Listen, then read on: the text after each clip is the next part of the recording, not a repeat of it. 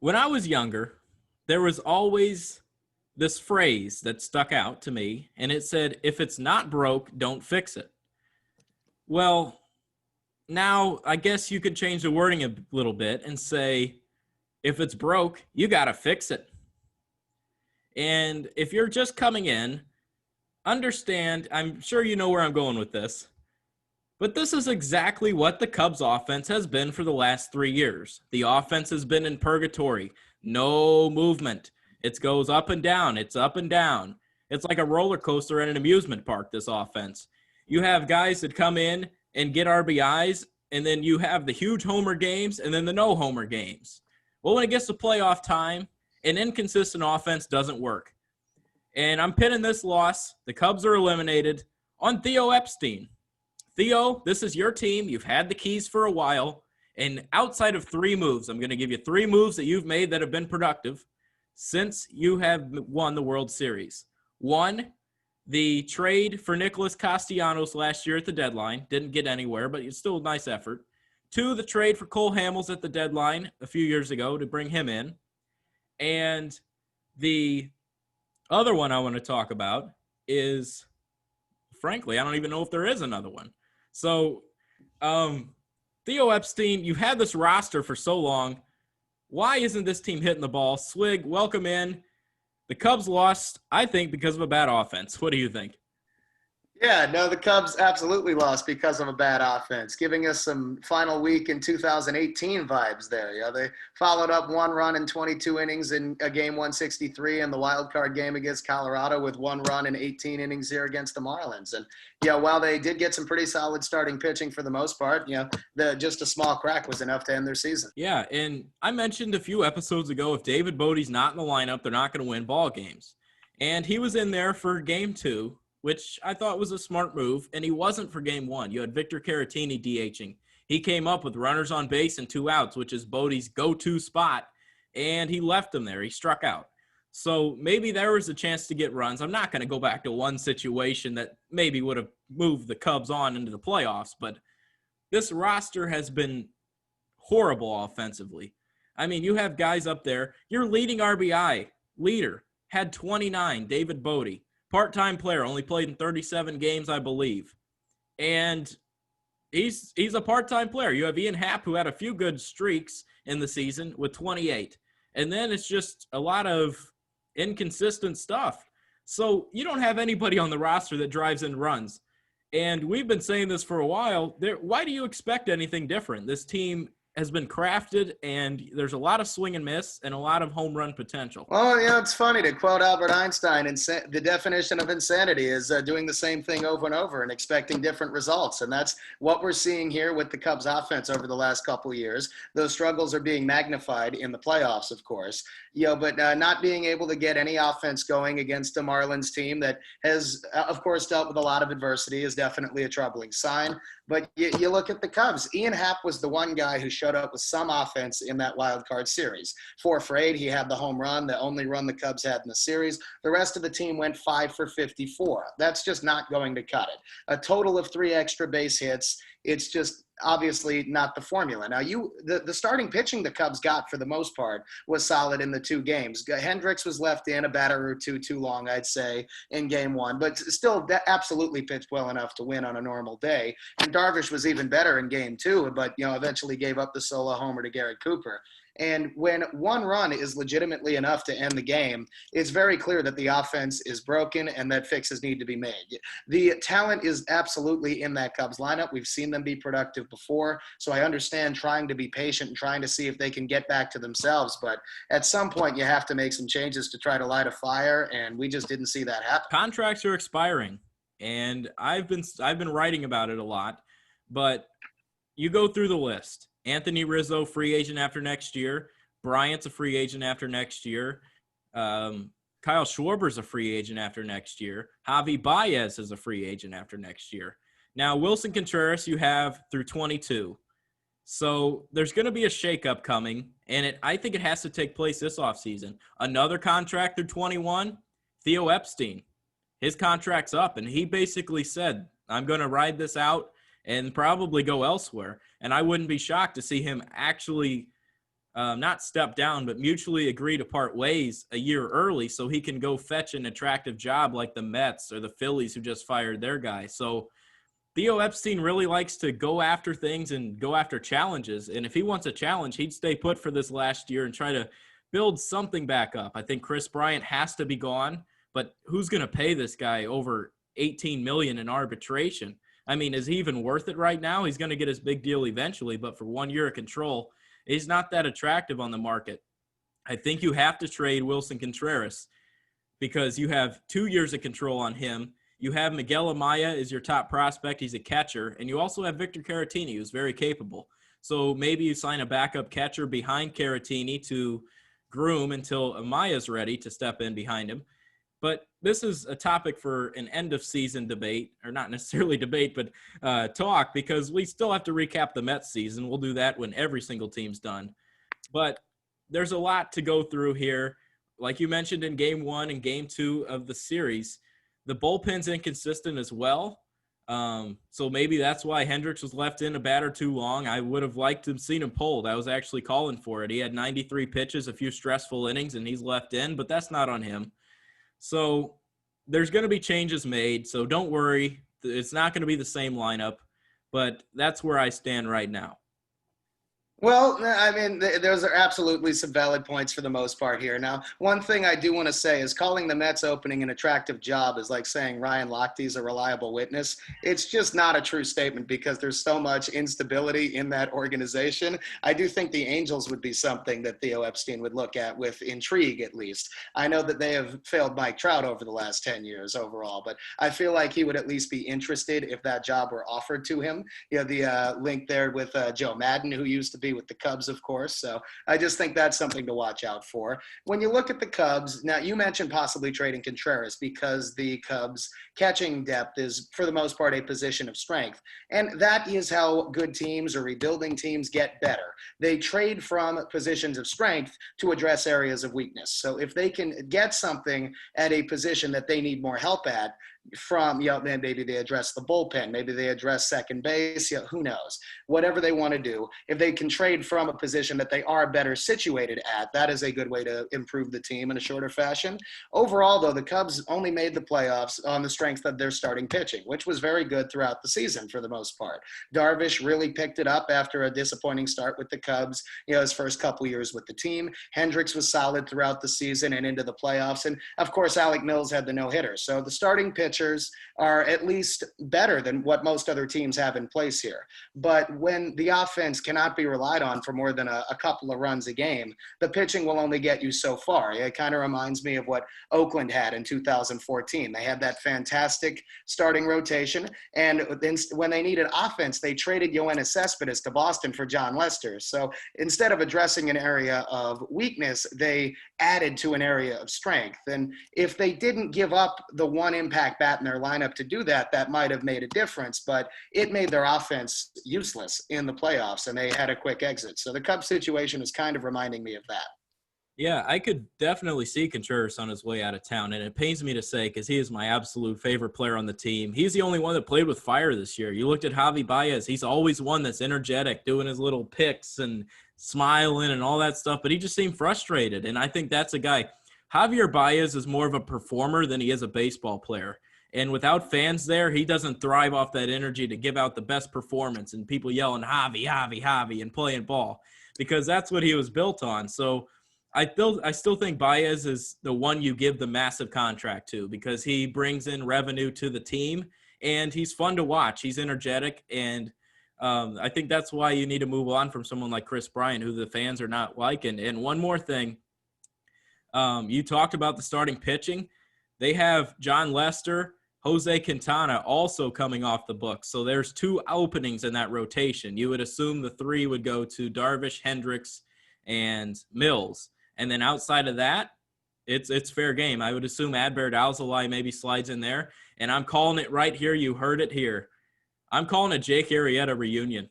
He's coming back on a 1-year deal for maybe $7-8 million and coming right into that rotation after a few down years in Philly. Maybe he rekindles some magic. If not, it was still worth a final ride with the Cubs. Well, it would definitely be a solid way to address the back end of the rotation in the short term, but that would still leave a lot of questions for the Cubs' future in that rotation. So nothing wrong with a little bridge before they get some more long-term options, but that is something that they could only realistically do for a year. Arrieta could definitely work. Now, wanting to give Baez the big contract is an interesting thought because he, the first couple years, would hit the big home run every once in a while, but his batting average was down in the 190s. He was striking out an exorbitant amount. And then he really did have that big year in 2019. And you would think on the surface that, oh, he's starting to learn some plate discipline. He's starting to draw some walks, but he actually swung the bat more in 2019 to have that, breakout season. And then he regresses a lot here in 2020, which is a really discouraging sign. So I don't think it's a great idea to give a big contract to somebody who's not at the peak of their career. In general, now, if you were somehow able to convince Baez to sign a long-term, really team-friendly deal, then yes, that would make sense. But there's no way Baez is going to want to do that.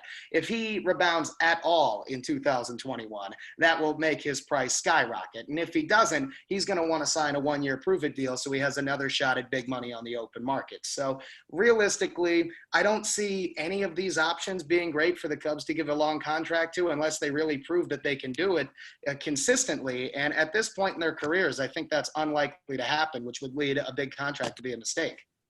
Yeah, and it's a tricky call. Maybe the one you pay is Contreras and you play him at third base. But then again, you lose his trade value with him having 2 years of control to maybe bring in the future starter that could go into that rotation.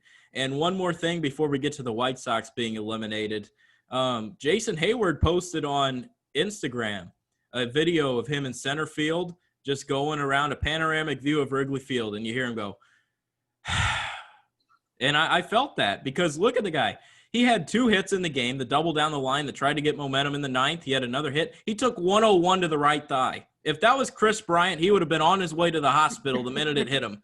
And he's a gamer. He took 101 to the thigh, got 2 hits, plays great defense. And I'm in love with Jason Hayward. He was on fire this year. And, I mean, that's a guy that is really starting to fire some people up, and he's the only consistent player in that lineup, at least this year. I think the Cubs need to sign someone like a Michael Brantley and move Schwarber to DH or trade Schwarber because Brantley gives you a professional at-bat. He's going to drive in runs, and he's not going to look like a mess at the plate or be inconsistent. And I think that's something they missed without Ben Zobrist this year and last year. Yeah, Brantley's always been a solid hitter. Yeah, we give them a little bit more balance being a left-handed bat. Now, one thing with the DH, we do need to make sure that that is still in the National League when 2021 starts. That is a factor. At this point, I'd be surprised if they take it away. As much as I personally don't like it, I think it's here to stay in the National League. But the Cubs do need to make sure of that before they make a move like that, assuming that Schwarber can be hit at DH, because that might not be the case. And if they bring Brantley in and don't get rid of somebody, then they're going to have a cluster and an extra player there, kind of like the Yankees outfield has had for most of the season. So something to watch out for there. I'm more curious to see how the Cubs address that bullpen. That was inconsistent and below par throughout the season. They could definitely scour the free agent market and bring in an arm or two that could pitch the 6th or the 7th if necessary. But the free agent market is also going to be volatile and very different this year as a result of everything that's happened. So I'm very curious to see how they and every other team navigate free agency. Yeah, for sure. Now we're going to transition to the White Sox here, and you shouldn't be surprised. We came in and told you 2 things that the White Sox don't have, a manager and a third starter. Well, you put those 2 together, and now you're eliminated. So they tried the bullpen game, and I'm going to say something I usually don't say on here, but Ricky Renteria was managing out of his ass in this one. And he tried to make the right calls, and you knew that he was frustrated because he was going out there time after time, not knowing what he's doing. And, of course, the Crochet injury was huge, and hopefully that isn't long-term because anything with forearm tightness in a lefty or a fireballing young player is not good. You saw that's how it started with Luis Severino. So the White Sox, I mean, we knew this was an issue. Nick Madrigal didn't look too good in the playoffs. He had some base running mistakes and some defense. What do you think led to the White Sox elimination, and what's something that you think they need to address? What the hell was Rick Renteria doing in Game 3? I've been more hesitant to criticize him for the most part over the last couple of years. He's had a very future-oriented roster with a lot of talent, and the team really did seem to gel. But I have no idea what the plan was there. Now, in his defense, obviously the Crochet injury was a huge impact, and that led to a lot of the chain reaction that the White Sox pitching staff had to deal with for the rest of the game. But taking Dane Dunning out after only 2/3 of an inning, as mediocre as he was looking, was an interesting choice because they're using all of their big guns here. They're using Crochet. They were forced to bring in Aaron Bummer really, really early in the game. We're talking second or third inning. And while the White Sox did have the lead, it forced them to bring in their lower leverage relievers and less effective runs, frankly, early in the game and then in the middle into the later innings. And that led to Oakland's comeback and winning the series. So I definitely think he deserves a lot of blame. And then the White Sox, the depth of their rotation, we've talked about that. That was absolutely a factor as well. They're the only American League series that went to 3 games. And if it didn't get to that third game, obviously they would have advanced. But the fact that they were not able to finish off the series in game 2, it showed how really aggressive they were in the first 2 games to try to avoid that situation, and then how unprepared they were in game 3. A few episodes ago, we talked about, I brought up the crazy point of Ozzie Guillen coming back to the South Side.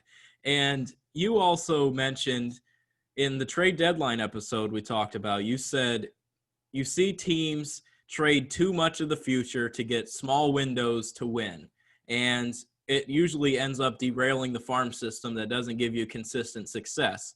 Now, if you were a White Sox fan, knowing how well the lineup performed this year, obviously hindsight's 2020, do you think that you would have made the move for a third starter, and would you have been happy, or are you happy as a White Sox fan now knowing that you got a taste of the postseason and can build and maybe sign that third starter? Overall, I still think the White Sox did the right thing at the trade deadline and not being over-aggressive. Even if they got a decent third starter, if they advanced to the divisional round where you need at least 4, and the championship series where you would legitimately need 5, I still don't think it would have been enough for them to make a really deep run or be a World Series threat this year. And their future is still incredibly bright. They still have a lot of talent on the roster and in the farm system. And now that window is clearly opening for the next couple of years. The White Sox will have raised expectations next year, and deservedly so, but they made their first playoff appearance in 12 years. They have nothing but good things here on the horizon. So I think White Sox fans, while there's definitely going to be some immediate disappointment, there's no question about that. Once the dust settles here a little bit, I think they'll be very pleased with how this season went. I think they're ahead of schedule a little bit, and they have to know that their future and their championship window is still going to be wide open the next few years. Yeah, and you look at that division, the Twins cannot win a playoff game to save their life, it appears. Literally. But literally in a wild card format where they didn't. They even tried an MLB debut from Alex Kirilloff, who's going to be a nice player, but I don't think he was ready to be forced into action like that. But the Twins win games in the regular season, so that could actually be bad against a White Sox team. And then the Indians, it seems to be they're on a rebuild, but they're kind of weird because Josh Naylor's a player that I was high on when he got drafted to the Padres, and he looked pretty good against the Yankees. But anyway, I think the White Sox are set up for success in that division, but they need to add just a little bit more. They need to bolster the rotation, maybe get another bullpen arm, because I don't think you touch anyone in that lineup.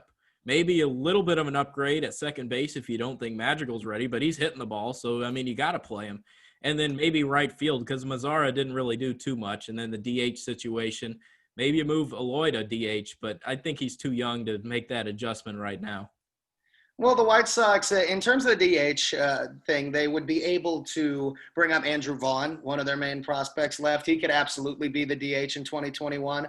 Mazzara was a pretty major disappointment overall for the White Sox this year, but limited investment in him, no real long-term harm done there. But you look at the White Sox, the future is still very bright. So I do think they're going to be more aggressive in 2021, and they should be. That should be the first year of their championship window really being open if they make some right moves here. And they make some moves to get a little bit more depth in that rotation. But the lineup is in solid shape.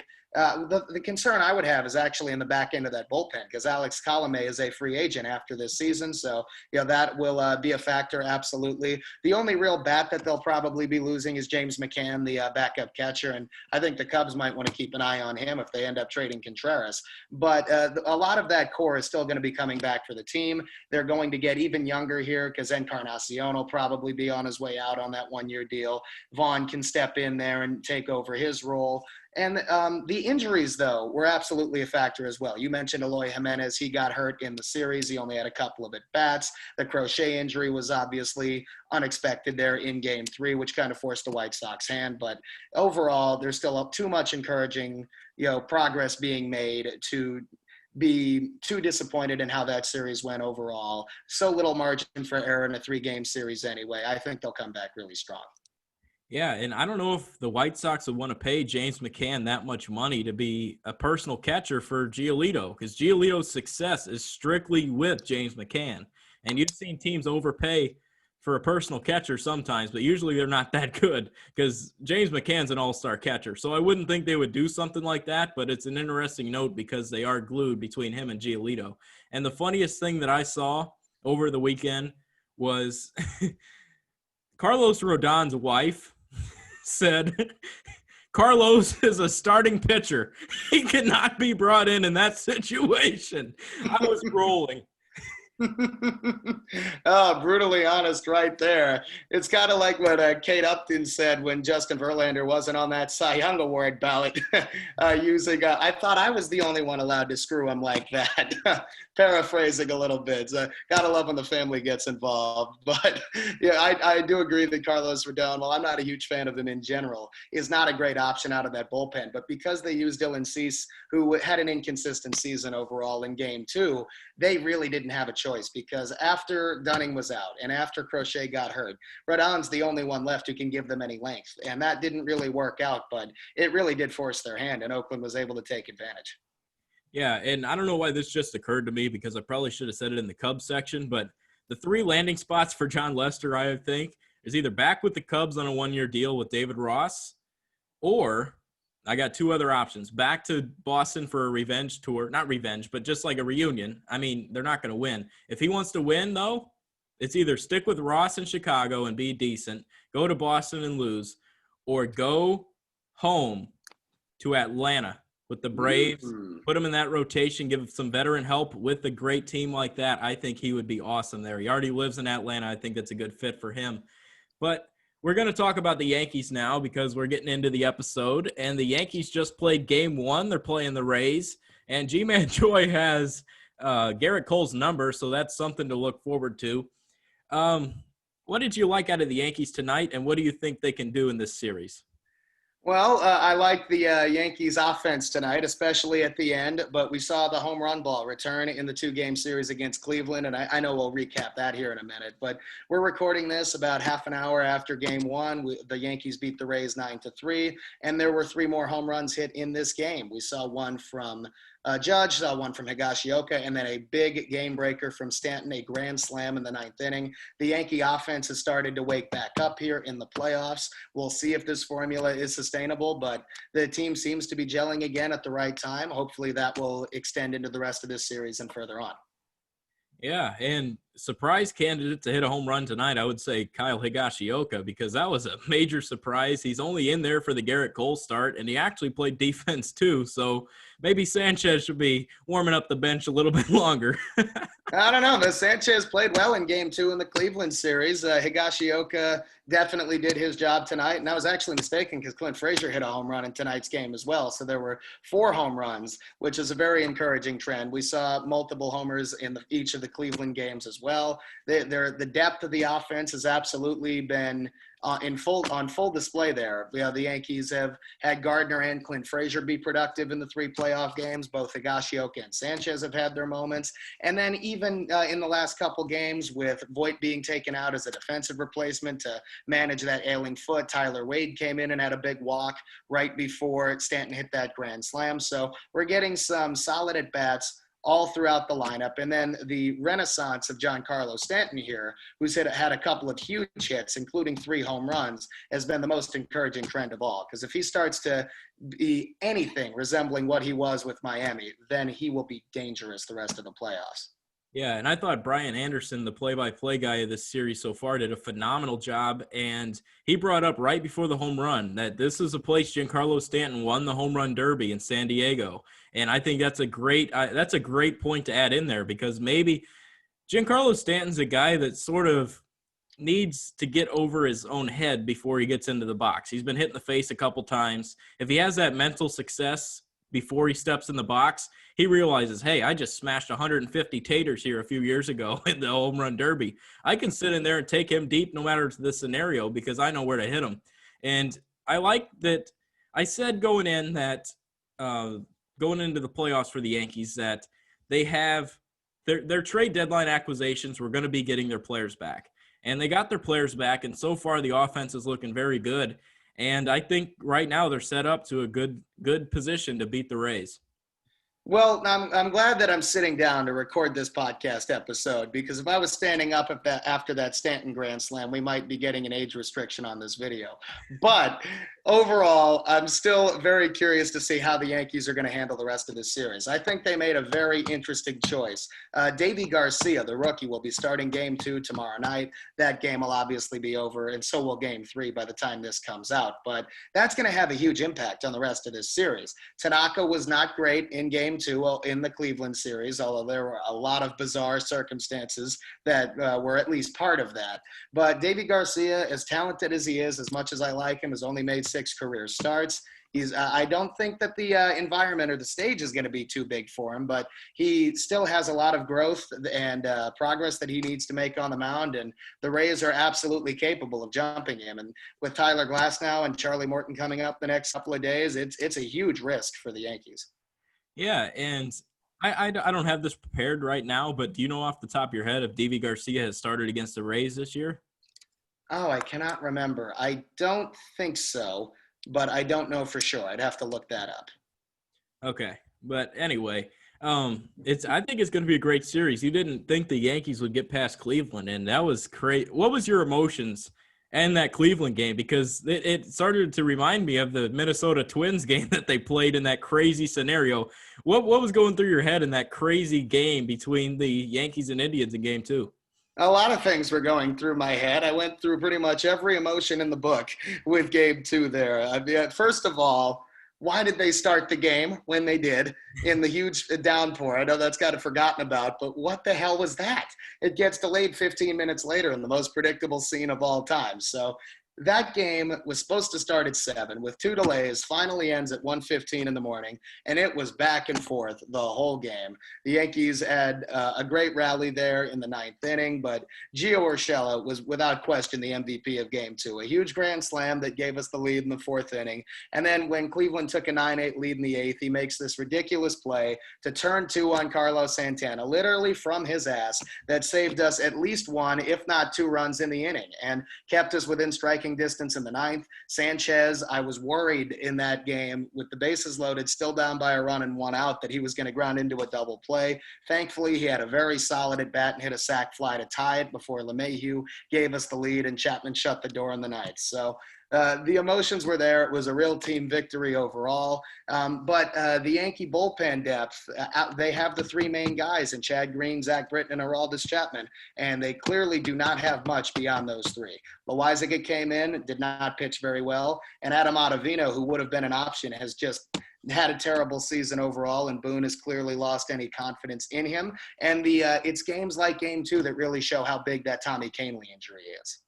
Yeah, I'm right on with you, because that was a crazy series. They got it done, and that's something that's good for the Yankees, because here we are. They got good production out of everybody. And another series that stuck out to me, I know we don't cover them, but I like the Padres and Cardinals series.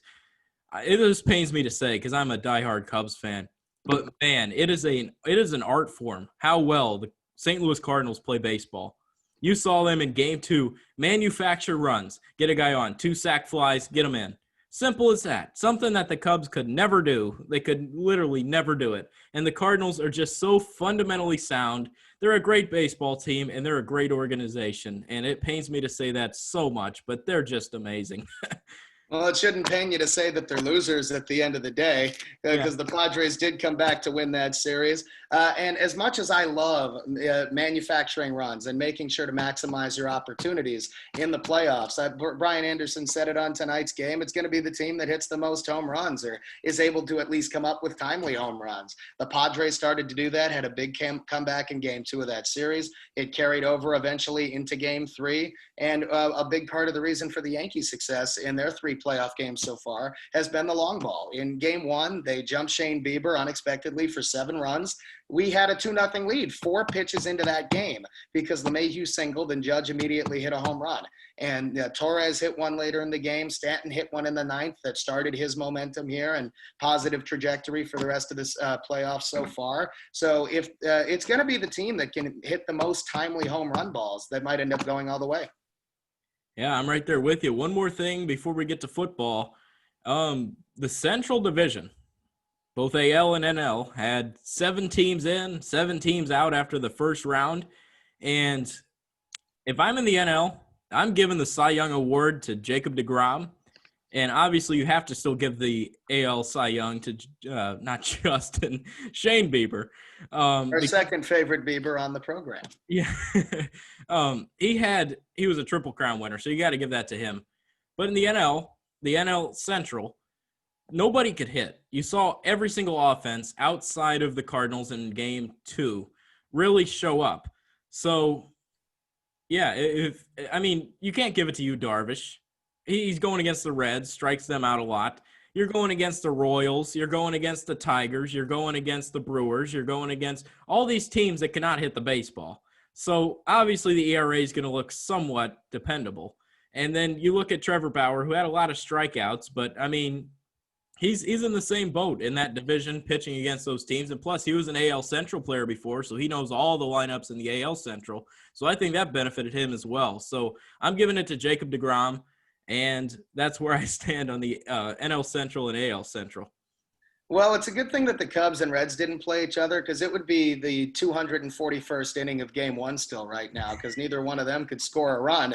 The Reds literally did not score a single run in 22 innings of baseball, doing their best 2018 Cubs impression, actually one-upping them a little bit, because the Cubs at least managed 1 run in those 2 games.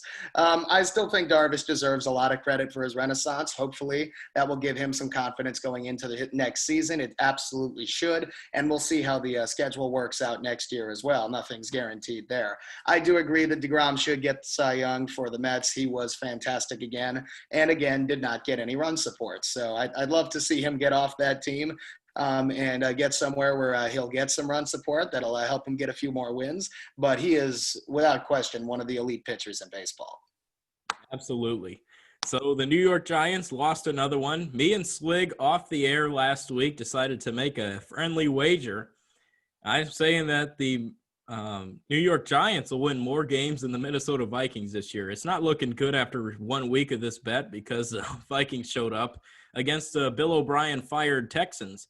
So anyway, the Giants, they played the Rams. They looked pretty good down the stretch, and then Daniel Jones threw the interception. But I want to get Swig's thoughts on the game first. What did you like and what did you not like? Well, way to ruin my mood, talking about the Yankees succeeding in the playoffs and then talking about the Giants, who might be the worst team in the NFL. They're at least close. There were a lot of good things the Giants did in Sunday's game against the Rams, only losing 17-9. The defense especially played very, very well, all things considered. But the offense has clearly become the main problem in New York. 47 total points in 4 games. We're not seeing some great signs from Jones. Obviously, the injuries to Barkley and Shepard don't help, but wide receivers aren't getting open. I'm really starting to think that the scheme that Jason Garrett brought over is going to be a big problem as well. It's really an issue when you're making a Pat Shurmur offense look good by comparison. And it's, without question, a troubling trend that the Giants have not scored a touchdown in either of the last 2 games and have have yet to score more than 16 points on the season. So while I'm going to give the defense a ton of credit there for really coming up with some big stops, they forced a turnover in the first quarter, I believe, and really kept the Giants in the game. The offense never got in the end zone, never took advantage of these opportunities, and that's a really worrying sign because that was supposed to be the strength of a mediocre team at best. Yeah, once again, I like James Bradbury. I thought he played well again. This guy, I mean, coming in, he's been a heck of a signing for them. And I think they really need to get Evan Ingram involved on offense. I'm sick and tired of saying it because if I say it one more time, I'm going to croak. They need to get Evan Ingram the ball, move him out and throw him the football. I think he had 3 catches for 8 yards at halftime or something like that. Like, get him the ball, move him downfield, because if you're not getting production from your receivers, you got a deep threat in Shepard and underneath guy like Tate, who definitely got into it with Jalen Ramsey. I called that on my pregame show on Instagram. But anyway, so, I mean, they need to get Evan Ingram involved. Obviously, they need to run block a little bit better to get Devontae Freeman more yards on the ground. But those are my takeaways so far from the Giants. Well, let's start with the offense. So the Giants' offensive line is absolutely a big part of the problem. That's not news to anyone. Andrew Thomas has struggled so far. I still have hope for him, absolutely, being a rookie 4 games into his career. But I still stand by what I said previously around draft time, that if we really wanted Thomas, we could have traded down. He still would have been there at number 8 or number 10 or number 12, and we would have picked up an extra draft pick in the process. And it's very discouraging to see guys like Mekhi Becton for the Jets and Tristan Wirfs for the Buccaneers both playing better when they were drafted later. So that's not a great sign. Then the rest of the offensive line, Will Hernandez has seemed to regress after a promising start. Nick Gates and Cameron Fleming at center and right tackle are just not NFL starting quality. Kevin Zeitler is probably the best player on that line right now at right guard, and he's good but not great. So it really is frustrating because Gettleman said before the season, this is the closest the offensive line has been to being fixed. And he's put a lot of resources into it, and that's clearly just horseshit at this point. Cameron Fleming in particular is a guy who's never started more than 7 games in a season. And we bring him in, granted on a 1-year deal, as a stopgap, and partially because Nate Solder, who's also been disappointing, opted out of the season. But did they really think he was going to hold up as an NFL quality right tackle? It's just a ridiculous thought process that led to that, and a ridiculous claim in general. I still have hope that Mark Colombo can help get them into shape, but the offensive line has been terrible. The running game was non-existent in each of the first 3 games. There were some signs of life against the Rams, but the skill position players are underwhelming as well. Ingram's not getting involved enough. I like Darius Slayton, but I still think he's a number 2 wide receiver long-term, and he has not been a factor. And I'll just say Golden Tate is washed up. The only time we saw any fire from him was, with Jalen Ramsey after the game. And, if the rumors there are true, I get why Tate doesn't like him. But I'd like to see some of that fire and productivity that he used to have on the football field.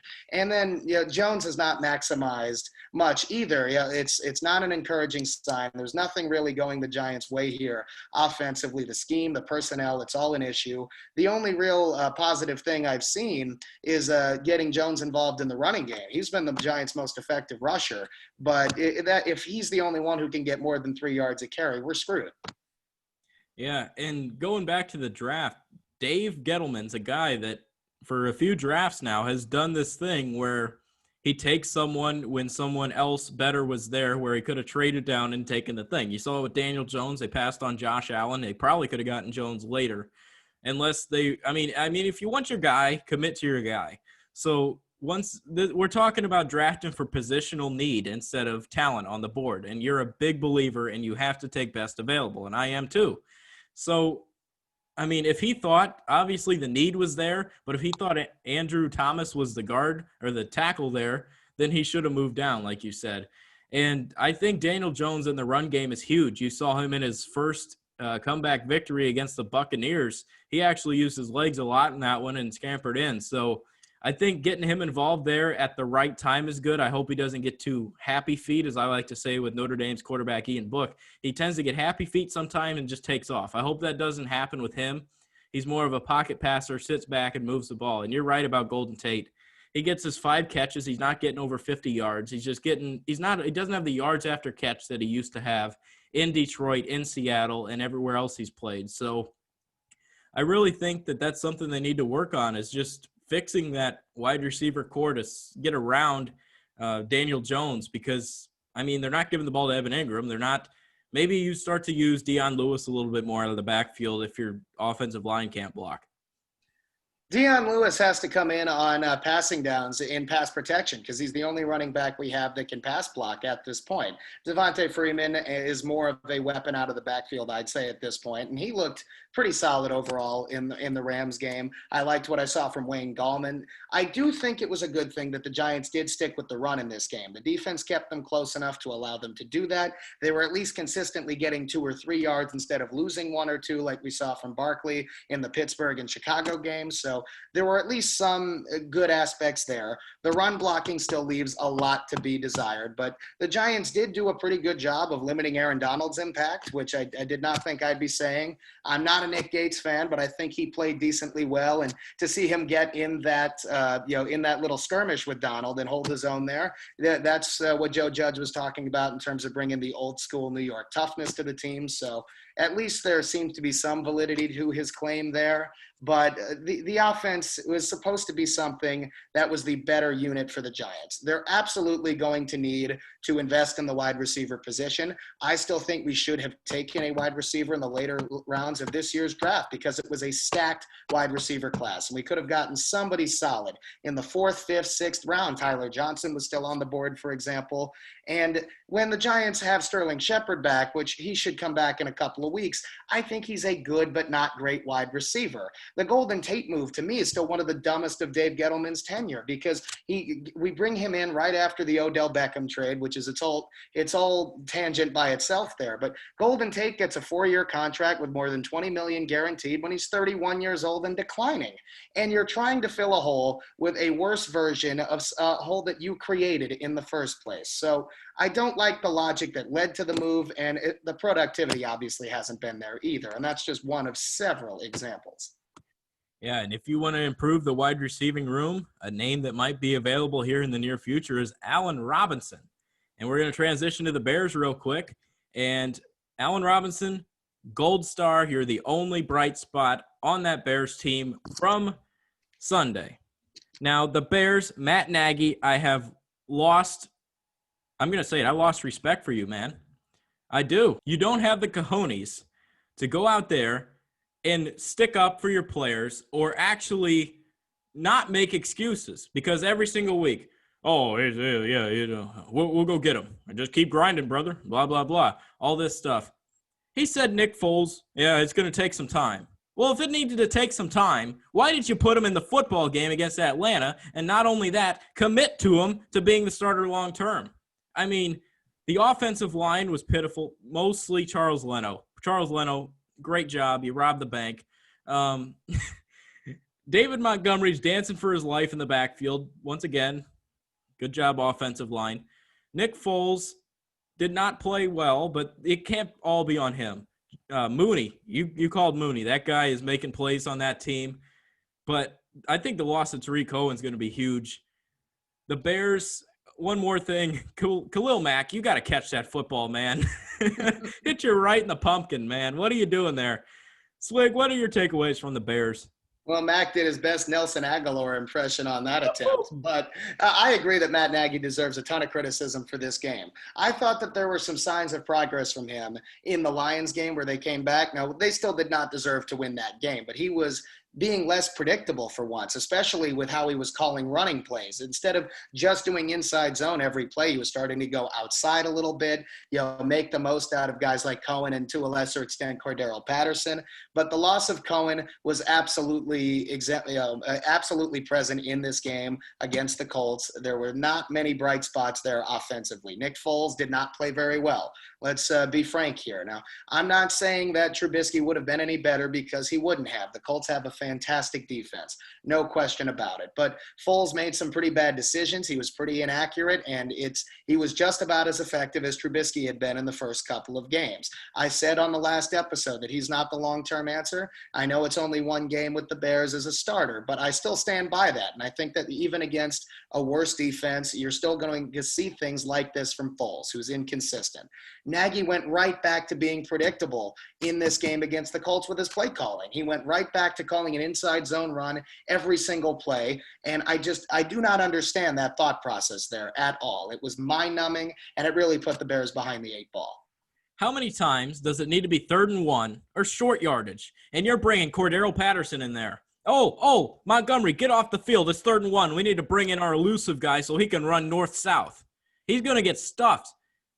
I heard it on an episode. I don't want to bring it up without giving credit where it's due. ESPN 1000, Cap and J Hood, they said you need to just rip that play up because it isn't working. You're getting bottled up behind the line of scrimmage, absolutely crushed on the point of attack, and you can't do it. I mean, and also I want to knock Cordero Patterson a little bit more. Someone at Hallis Hall needs to tell him he's not Devin Hester. If the ball's 10 yards deep in the end zone and your foot's almost on the line, you don't need to take it out because you're getting scrunched at the freaking 18-yard line or under 20 yards, which isn't even the same. It used to be 20. It's now 25. So you're losing big yards for an offense that doesn't move the ball because of Matt Nagy. Why is he doing this? I mean, I see it if it's 1 or 2 steps into the end zone, but if you're back there, you cannot run that ball out because you're not Devin Hester. You have the dreads, you're fast. That doesn't mean you're Devin Hester. Well, the special teams have been a major problem for the Bears as well. Patterson's only been part of it. We are seeing a lot of issues with them on their punts as well. Their punt blocking. Pat O'Donnell had another punt blocked, or at least partially blocked, in this Colts game. And the special teams are really starting to cost them games as well. Now, they're still 3-1. So we had to expect the loss to be coming here. The Bears should have lost at least 2 of their first 3 games and barely held on against the Giants in the only game that they didn't come back in. So the red flags were there. And Matt Nagy definitely deserves some criticism here, but he's starting to revert back to what he was doing his first 2 years as the Bears coach, and it led to them over-relying on their defense. In 2018, it got them pretty far, a 12-4 record and a playoff appearance. The special teams ended up ending their season then. It's continued to be a problem since. And then the defense right now, I don't think is good enough to carry them that far. The 3-1 start will give them a little bit more cushion than they probably deserve, and it'll give them a couple more weeks to iron out some of the kinks here offensively. But in year 3, I don't really have the trust in Nagy anymore to really mix things up. We've only really seen him do it a couple of times. The Bears defense is still very, very good. I've been impressed, especially with Akeem Hicks. Khalil Mack has still played very well overall. And I thought Roquan Smith had the best game of his career there against the Colts. He was all over the field. But they can only carry you so far when the offense is mind-numbingly inept. This episode's dropping on Thursday night. Thursday night football is going to be the Bears and the Buccaneers. Tom Brady versus Nick Foles again. And I want your thoughts. Do they win this football game, yes or no? No, I don't think they do. I think they were lucky to get the 3 wins in a row they got to begin the season. And I think the Buccaneers, even though they're shorthanded, are starting to gel a little bit, and they should absolutely come out with a win. Yeah, I'm going to say the Bears lose here, and I really want to look up a stat here when we're all done. The Buccaneers are really good at stopping the run. You look at their stats against strictly Christian McCaffrey. That guy doesn't have a 100-yard game in like 2 years against them. They're good at stopping the run. They're good at getting it out of the backfield too and minimizing the passing game. So David Montgomery's going to be there. No Tariq Cohen. He's going to, Matt Nagy, he's going to abandon the run early into the game. Nick Foles is going to have 45 pass attempts, and he's only going to throw for maybe 50%, if not more, or if not less. And then Allen Robinson will have a big day, 7 for 100, something like that. And then that's it. That's going to be it. They're going to lose the game because Tom Brady knows what he's doing, and so does Bruce Arians. So I don't think they win that game. If you're watching this, Bears fans, thinking it's Thursday Night Football, get fired up, this is not the place for you because I don't see it happening. And talking about 7 for 100, the Jets got a 7 for 100 out of Jamison Crowder. He's coming back, and he looked good again, but once again, it's just pitiful for the Jets. Jamison Crowder is the only weapon on that team, and he proved to be a weapon again, but, man, there's nothing outside of him. Yeah, the city of New York has got to be really proud of its football teams here. The Jets also falling to 0-4, losing at home this time to a shorthanded Broncos team that was starting its third string quarterback. And there were a lot of issues that you can absolutely pin more on the coaching staff in this game. Obviously, we've hit on Gase a lot, and we'll hit on him again here in this episode with being such a rigid and strict coach in terms of not being creative with his system. But I think we can put a lot of this on the Jets defense. There were 7 personal fouls in that game against the Broncos. That's an absurd amount. And Greg Williams cannot possibly be happy about that. Somebody's got to tell him this isn't Bountygate with the Saints anymore. It's not going to do them any good. So that put them behind the 8 ball. And while there were signs of life in the fourth quarter when Rippon started to make some mistakes, the Broncos still had the resiliency to come back, and the Jets really had nothing but solid performance from Jamison Crowder to really hang their heads on. Congratulations, Jets. You lost to a fourth-string quarterback. That's what he is, Brett Rippon. Dude was on the practice squad forever. So here we are again, another Jets loss. Sam Darnold had a 50-yard touchdown run. That's just the most surprising thing you'll see all year is that 50-yard touchdown run for Sam Darnold, because that dude just got out on a scamper and took off. And once again, there's no production on that football team, especially on the defensive side. Adam Gase is not the right coach. He doesn't know what he talks about in his press conferences. He probably doesn't know what he talks about in his team meetings. And he sure as heck doesn't know how to coach. So I think he should have been fired before Bill O'Brien. But, hey, here he is with another week with a job. If he loses this week, I'm calling it. If he loses Sunday, he gone. He should have been fired after the Broncos game, or actually he shouldn't have been hired in the first place. I still stand by that take. I don't understand how he got this reputation as an offensive guru. I don't think he is. He had the one good year with the 2013 Broncos, who had some of the best players in NFL history on that team. But his offensive sense, even the ones when he brought Miami to the playoffs as a wild card, the offense was 24th in the league that year. So I don't think that the reputation is deserved in that situation. And defensively, my goodness, the injuries absolutely have been a big factor on both sides of the ball. The offensive line was down its top 3 tackles. We cannot say that didn't have an impact. And Darnold once again flashed. I think he was better in this game. He didn't turn the ball over. That's a sign of progress. But overall, there's still just not enough here for the Jets to really think that they're going to make any sort of legitimate progress here in the next 12 games going forward. And Pierre Desir, oh my goodness. I know that he ended up with 2 interceptions, including a pick 6, but that is a very misleading stat line. He was awful throughout the night. He's been awful the whole season. Jerry Jeudy mossed him on that touchdown at the beginning of the game. He gave up several big plays to him and Tim Patrick throughout. He cannot cover NFL wide receivers. I will just say that frankly right here. And he's just one of many problems on that defense that's undisciplined, can't tackle, and really can't even limit offensive production for mediocre teams. So there's really nothing of optimism to speak of for the Jets at this point on either side of the ball. And Adam Gase also does not take any of the blame himself. He doesn't get the most out of his players. He doesn't build a system around what is there, and he sticks to a couple of his favorite guys and has some baffling decisions otherwise. Why isn't he using LaMichael Pirine more, for example, with Le'Veon Bell out? There seems to be some talent there, and he's just disregarding it because Frank Gore is his favorite. So I just don't like the approach or the thought process, and I don't like where he keeps deflecting blame to his players because they're only part of the problem.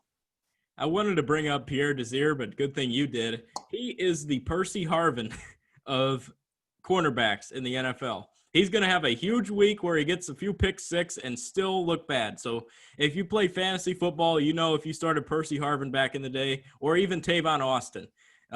Maybe he's more of a Tavon Austin than a Percy Harvin, because Harvin was pretty decent. Anyway, he's either going to get you 30 and look good, or he's going to get you nothing and make you mad. So I think that's a great comparison on the defensive side of thing with Pierre Desir. That guy's lost out there. He's the opposite of Revis Island. He's on his own island outside of the football field. So now here we go with the Jets, another week. I wanted to bring up one more point on the Bears. They do have Lamar Miller on the practice squad. Maybe they get him involved for Thursday. If not, then maybe a week later. But I think Lamar Miller will eventually be involved as sort of a change of pace if they decide to run the football. Um, Last note, we have the Bulls, and they have a head coach. We already discussed their draft pick, where they're drafting, and things are looking up for the Chicago Bulls. They brought in Karnisovas as the GM or president of basketball op, whatever it is. And then now they have their guy, Billy Donovan, head coach, Chicago Bulls. Do you like the hire? I do, but I was also very surprised that that's where Billy Donovan chose to go. Yeah, he's one of those coaches that you knew was going to have options when Oklahoma City decided to let him go. And looking at the Bills roster, it's not a playoff ready or win now type of roster. You'd think that Donovan might want to get into a better situation. And he decided to sign on with the Chicago Bulls rebuilding effort. And I looked into that a little bit, very curious. And it's because it sounds like he will be in a partnership with Karnisovas to build that team. He'll have a very important and equal voice in terms of drafting decisions, free agency decisions, just anything to build the roster. So it's almost like a co-GM type of situation. So to me, that explains why the Bulls' job was so appealing to Donovan. I think he is a very solid coach. I'm surprised Oklahoma City let him go because I don't think he was the problem, but I was a little bit surprised that Chicago's where he ended up. Yeah, I think it's a great landing spot for the Bulls. He gets, like you said, the partnership with the ownership. that rings a bell, rhymes there for a little bit. But anyway, building your own team like that, he's in a great situation. The Bulls won't win 22 games again this year, at least. If they do, there's more issues in a head coach and front office because that would be an absolute disaster. They're in a prime position to get good basketball players on that team. People will want to buy into what Billy Donovan offers as a coach, and also the city of Chicago. Maybe they watch the documentary of how Jordan and Pippen was in the old days, and they're like, all right, yeah, Chicago's a nice little landing spot. They got something brewing there, and maybe it's an attractive place. We mentioned they need to get a backup center. I think that's a number one priority for them, and then just see where they go from the draft, if it's Obi Toppin or someone like that.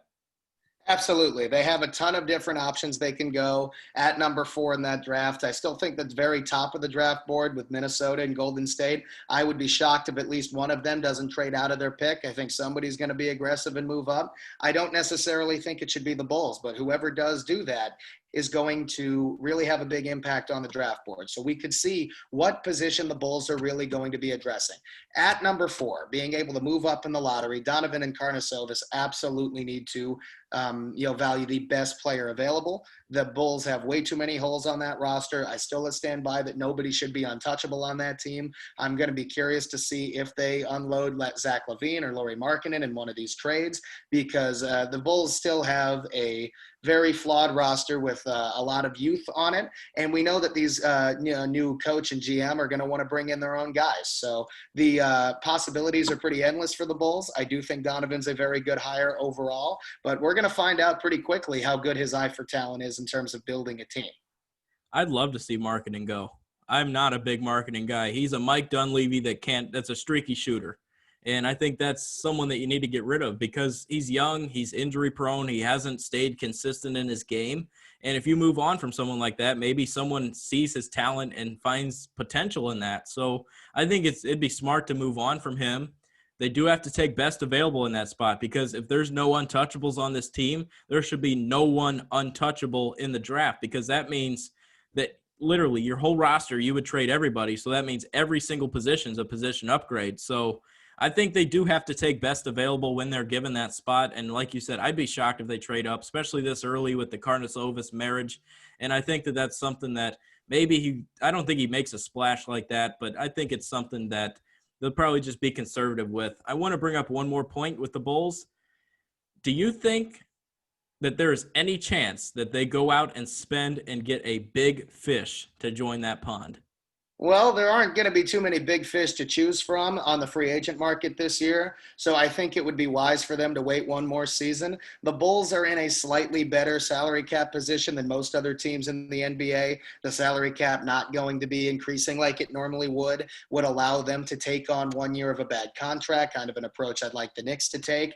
Overall, though, it's going to be slim pickings on the free agent market, so I think the Bulls should be patient, wait until 2021. Hopefully the NBA and the world in general are back to normal a little bit. The financial market is back to what we're used to seeing, and there's going to be a lot more elite talent in free agency. So I think that's still a year away unless they make a trade. That makes this year even more important if they do take that approach, because if they show success in building in a year like this, maybe they make the playoffs. I'd hope they make the playoffs, but maybe they get over the hump to where they're winning basketball games and take a next step. That's going to be an attractive spot for the big fish in 2021. So maybe that's something that they find as, hey, now this team has the management, has the coaching, and has the team that's capable of making the playoffs. Well, it kind of reminds me of the Nets situation with building a culture, building a solid foundation like they did under Kenny Atkinson for a couple of years, where it made them an attractive landing spot eventually. Now, I don't think that will happen overnight for the Bulls. One season might not be enough time, but they do have the good fortune of occupying one of the largest markets in the country. If they start to show signs of competency over the next year or two, I think they could become a very attractive spot after that. But I don't think they're quite good enough yet to be an overnight type of quick fix situation, a la maybe the Clippers or the Nets if they get Durant and Irving healthy at some point. But the future there, they could absolutely become a haven for free agents, but they need to play their cards right in the next year or two first. If they have an 82-game season and they improve to, say, 38 to 40 wins, that would absolutely be a step in the right direction. Yeah, I'm right there with you. So that's going to do it for us today. I hope you guys enjoyed the podcast. Check us out on Twitter at the Big City Sports PD, I believe it is. And leave a like and subscribe to the podcast because we bring these out every single week. And start to comment. We want to get some people involved. Leave us questions you want answered on the show. We've only answered one in a few months. And we might have a chance to go ahead and we might have a playoff or a World Series team with the Yankees if they continue to play. So maybe that's something that we can have on the show later on. But here we go. This is another week of the Big City Sports Podcast. I hope you guys enjoyed it. Check us out, and we'll see you later.